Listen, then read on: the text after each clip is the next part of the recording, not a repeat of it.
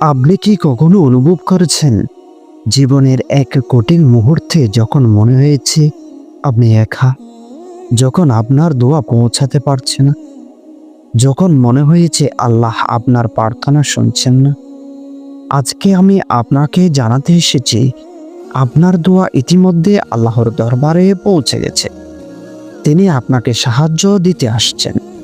আপনি একদম একা নন। আপনার জীবনে পরিবর্তন আসতে চলেছে। আপনি কি কখনো ভেবেছেন যখন আপনি আল্লাহর কাছে দোয়া করেন তখন তা কি ঘটে? আপনি কি জানেন যে আপনার দোয়া আল্লাহর দরবারে পৌঁছে গেছে এবং তিনি সাহায্য পাঠাতে প্রস্তুত? কিন্তু এই সাহায্য পাবার জন্য আপনাকে যে একটি গুরুত্বপূর্ণ কাজ করতে হবে, আপনি কি সেই কাজটি করতে প্রস্তুত?